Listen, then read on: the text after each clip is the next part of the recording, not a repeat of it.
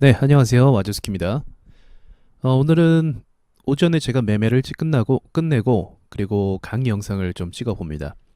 우리가 주식을 공부할 때 꼭 공부해야 되는 분야가 있다고 전 생각을 하거든요. 그 세 가지에 대해서 말씀을 드려보도록 할게요.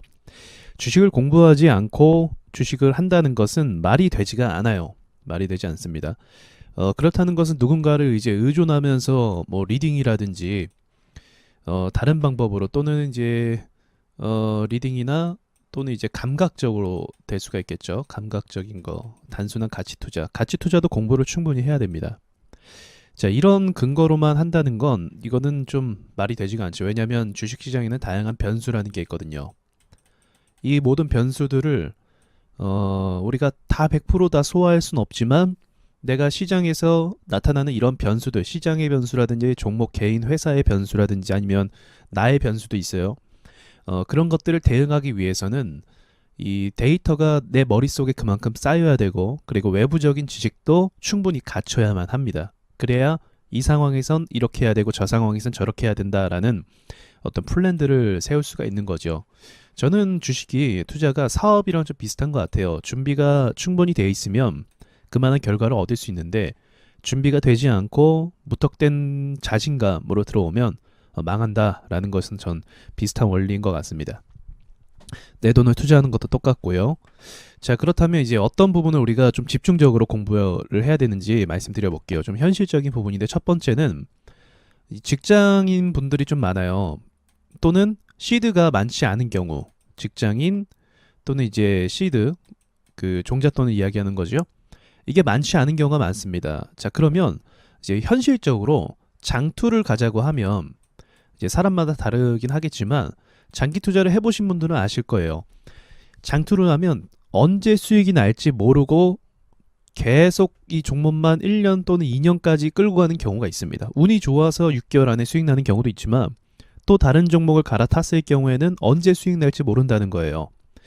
자, 그럼 주식이라는 건 결국 돈을 벌고자 하는 것인데 직장에 다니시는 분들은 시드가 많지 않다면 당장 어떤 돈을 불리고 싶어 하죠. 그러면 이제 장기 포지션보다는 이제 단기 포지션으로 많이 보게 됩니다. 단기 포지션, 그래서 단기 스윙이라든지 또는 그냥 일반 스윙 투자라든지 또는 이제 단타 쪽으로 종가 매매라든지 이런 쪽으로 넘어가게 된다는 거죠. 저는 이 부분이 더 낫다고 생각을 해요. 왜냐하면 이제 견해가 좀 다르지만 우리나라 같은 경우는 이 장기 투자를 하기에 여건이 그렇게 좋지는 않습니다. 어떤 부분이냐면 시장의 변수가 너무 강해요. 내가 어떤 종목을 매수했을 때 정말 예상치도 못한 하락세를 경험할 때가 꽤 많다는 거죠. 무난하게 올라가 주는 게 아니라 미국 주식 같은 경우는 모멘텀을 한번 받으면 쉽게 꺾이진 않거든요. 근데 한국 주식 같은 경우는 정말 좋은 회사인데도 불구하고 계속 내려박는 경우가 있어요. 이런 식으로. 정신적으로 굉장히 피곤하고 힘들거든요. 물론 단타 매매가 뭐 쉽다는 건 아닙니다. 이것도 사실 더 어려워요. 장투보다 더 어렵습니다. 그런데 이제 자금의 회전력을 높이면서 내가 시장에 빠르게 대응할 수 있고 그리고 단기 투자를 하다 보면 장기 투자의 시각이 저절로 열리게 됩니다. 이걸 늘리면은 장기 투자 시각으로 바뀌는 거거든요. 그리고 알다시피 이제 주식으로 꾸준하게 수익을 내는 사람들은 거의 다 단기 투자입니다. 장기 투자로 저기 뭐 제가 이제 들은 얘기는 있지만 주변에서 장기 투자로 돈을 많이 벌었다는 사람은 솔직히 많이 못 봤고 단기 투자를 통해서 돈을 번 사람들만 전 봤죠. 거의.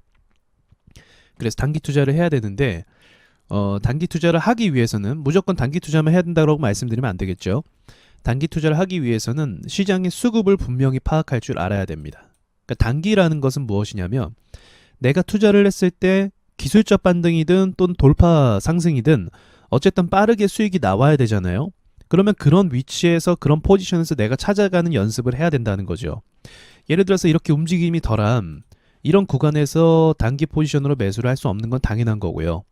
최소한의 거래량이 터졌을 때 눌림을 잡든 거래량이 또 터졌을 때 눌림을 잡든 이런 식으로 전략을 짜면서 가는 게 단기 투자라는 거죠. 그래서 막연하게 무조건 짧게 잡는 것이 아니라 수급을 구분할 줄 알아야 되는데 그렇다면 어느 수급이 반등이 잘 나올까 그런 걸 연구를 좀 하셔야 돼요.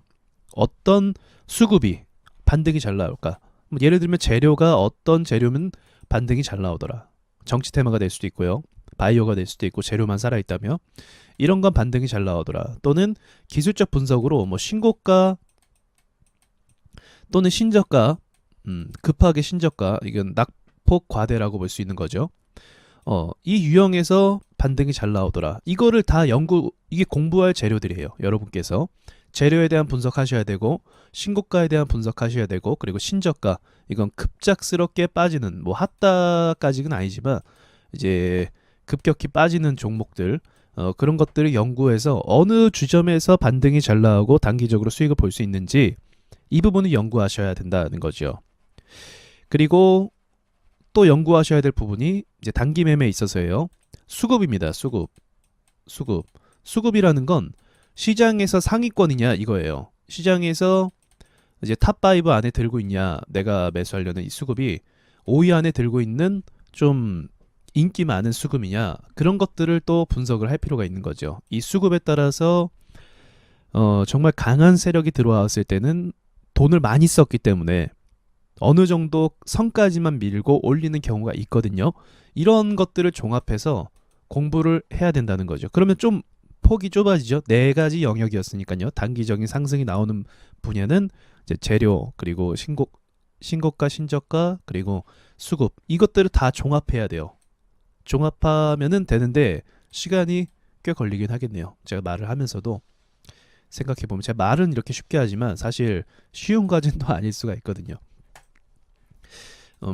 이런 것들을 여러분께서 좀 인식을 하셔야 됩니다. 자, 그 다음은 이제 여러분께서 공부해야 되는 두 번째 분야는 무엇이냐면, 이게 수급과 관련된 건데, 그 돈의 흐름이에요. 이것 굉장히 중요합니다. 첫 번째는 차트 분석이겠죠. 뭐 신고가, 신저가, 뭐 이런 거, 뭐 과대 낙폭 이런 거는 그 차트 분석인데, 이 돈의 흐름은 경험이에요. 이 경험이 무슨 말이냐면, 현재 돈들이 어디에 가장 몰릴지를 느낌적으로 알아가는 건데, 그것을 훈련하기 위해서는 방법이 있긴 합니다. 그 상위 종목 있죠. 매일 그 상승 종목 있잖아요. 상승 종목 리스트가 있잖아요. 이 종목들을 매일 보셔야 돼요. 매일. 그럼 처음에 보면은 감이 안 잡히는데, 매일 보다 보면 돈들이 이동하는 것이 보입니다. 예를 들어서 처음에는 2차 전지가 최근에 좀 올랐었는데, 그죠? 2차 전지 올랐었는데 바로 얘네에서 수급이 빠져나가고 그 다음에 신규 상장주 쪽으로 갔어요. 돈들이 바로 이동을 했어요. 그리고 신규 상장주가 좀 상승을 줬다가 그 다음에 또 돈들이 다시 2차 전지로 이동하는, 오늘 같은 경우 또 그렇거든요. 이런 식으로 이동하는 이런 흐름에 대한 분위기 파악을 하셔야 된다는 거죠. 최근 들어서 2차 전지에 대해서 돈들이 계속적으로 쏘고 있는데 이런 것들을 주시하셔야 된다는 거예요. 근데 이거는 정확하게 제가 이제 많은 어떤 그 뭐라고 하죠? 기준들을 말씀드리긴 했지만 이 부분만큼은 좀 기준을 말씀드리기가 좀 어려워요. 이게 뭐 얼마가 이동하면 되라 이게 아니라 시장에서 움직이는 돈의 규모는 매일 다르거든요. 매일 달라요. 그래서 이거를 딱 말씀드리기보다는 전체 종목을 보았을 때 어떤 섹터가 매일매일 움직이는지를 보시면서 시장을 경험해야 돼요. 이렇게 움직였을 때, 며칠 시간이 지났을 때 어떤 종목들의 돈이 쏠리더라. 이러한 것들을 좀 느끼는 거죠. 그래서 그런 이야기를 많이 하는 것 같더라고요. 이제 나중에 가면 이제 그 기법에 대한 강조보다는 그 시장을 파악하는 어떤 센스에 대해서 이야기를 좀 많이 하거든요. 이게 이거랑 연관된다고 봐요. 이게 이거랑 연관이 됩니다. 그래서 이것은 이제 시간을 두고 할 수밖에 없어요. 뭐 당장 뭐 일주일 만에 공부한다고 되는 것이 아니라 여러분께서 이제 순위 상승 종목들을 보시면서 매일매일 움직이는 돈의 흐름을 분석하는 게 중요합니다. 세력보다 먼저 살 수는 없어요. 세력이 들어가고 나서 그 다음에 바로 내가 진입할 수 있는 시점을 찾아가는 거죠.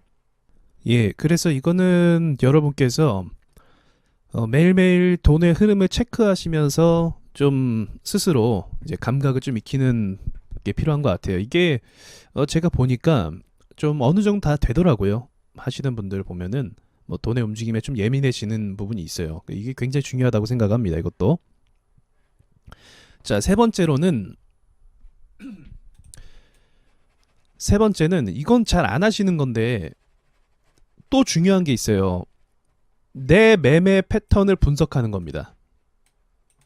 내 매매 분석을 하셔야 돼요. 나의 성향과 내가 어디서 보통 매수를 하는지, 내가 어떤 식으로 매수를 하고 있는지를 분석을 하셔야 돼요. 보통 차트 분석을 많이 하시는데 나에 대한 분석도 되게 중요합니다. 그래서 객관적으로 내가 어느 그릇인지를 판단을 해야 돼요. 내가 보통 많이 실수하시는 부분이 뭐냐면 경험은 별로 없는데, 이건 경험 별로 없는데 이제 금액만 늘리는 거예요. 시드 금액만. 그래서 투자 금액이 과한 거예요. 본인의 어떤 그 그릇에 대비해서. 이거를 반드시 보셔야 됩니다. 그리고 내가 어떤 매매를 하셨는지, 내가 어떤 식으로 매매를 들어가고 어떤 곳에서 좀 수익이 났는지, 이게 복기라고 하죠. 이게 굉장히 중요해요. 복기가. 내 패턴과 성공했던 그 과거 이력을 알 수가 있거든요. 그래서 성공했던 이력이 있다면 그것만 쫓아가는 거예요. 그것만. 그러니까 분석을 객관적으로 하는 거죠. 내가 어떤 성향인지. 사람마다 성향이 다 다르거든요. 매매 좋아하는 자리들이 있고 끌리는 자리들이 있어요. 근데 그것도 이제 의미가 있는데, 내가 하다가 이 자리에서 수익을 많이 봤으면 좋겠지만 자꾸 끌리는 매매가 있는데 그것이 수익이 안 날 때가 있거든요. 반대로. 그러면 곤란하잖아요. 그죠? 그래서 그런 것들을 좀 방지하기 위해서 내 매매법을 반드시 매일매일 패턴을 분석하는 게 굉장히 중요하다고 생각을 해요. 이거는 단 며칠 만에 안 되고요. 6개월 정도는 매매 그 기록이 쌓이셔야 됩니다. 이게 쌓이셔야 돼요. 그래서 이게 쌓인 다음에 구체적으로 내가 어느 시점에, 내가 시간대까지도 분석을 때로는 해요. 시간. 어느 시간대에 내가 매수를 하는가, 종가 때 하는가, 아니면은 장중에 그냥 해버리는가. 장중에. 그러면 제가 봤을 때 저의 분석으로는 종가 때 하는 것이 수익 확률이 더 높고요. 장중에 하면 실패할 확률이 더 높더라고요. 그래서 제가 사람들에게, 많은 분들에게 종가 때 매수하라고 말씀을 드려요. 왜냐하면 장중에는 어떠한 변수가 작용이 돼서 하락 시작할 수 있어요. 이게 크게 까질 수도 있거든요. 장중에 좋았던 종목들이, 좋아 보였던 것들이 내려가는 경우가 있습니다. 만약에 장중에 매수를 하시고자 한다면 장중에 분봉상으로 깊게 파였을 때 매수하면 성공 확률은 올라가요. 그런데 보통 깊게 파이면 심리적으로 압박이 들기 때문에 매수를 안 합니다. 그러니까 장중에 매수하는 것이 승률이 떨어지는 거예요. 이런 식으로 분석할 수도 있고요. 또 이런 것도 있어요. 내가 예를 들어서 500만 원으로 매매할 때는 수익률이 좋아요. 근데 나 수익률 괜찮네 하고 1000만 원으로 하니까 수익률이 떨어지는 거예요. 갑자기. 이런 경우도 있습니다. 이건 뭐죠? 이 시드 금액에 따른 심리적 변화가 생겨버린 거예요. 그래서 이 확률이 떨어진다고 하면 내가 원칙을 다르게 잡았거나, 또는 이제 운이라는 것도 있을 수도 있고, 내가 매매를 이전과 다르게 했을 수도 있어요. 이때와 이때와 다른 거죠. 또 다른 나 자신이 태어난 거예요. 자, 그런 참사가 일어나면 안 되겠죠. 그러니까 그럴 바에는 다시 금액을 낮춰서 하시던가, 아니면 제대로 이때 원칙을 다시 복귀하면서 하시던가 해야 됩니다. 돈이 문제라고 한다면 수익금을 가리고 해야죠. 수익금을 안 보이게끔 그냥 차트만 보면서 하도록 하는 방법이 또 있다는 거예요.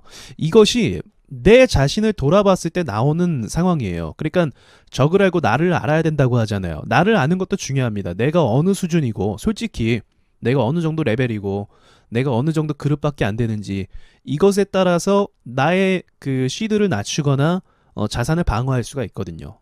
그리고 어느 지점에서는 위험했다라는 것을 몸소 알 수가 있고, 아무리 좋은 매매라고 해도요, 여러분, 좋은 매매가 있어도요, 내가 이것을 못 쫓아가면 의미가 없는 거예요.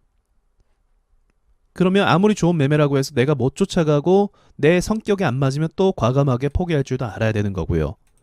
이런 모든 시간들을 다 겪고 자리를 잡으려면, 얼마 전에 이제 누구가 저한테 그런 말씀 하시더라고요.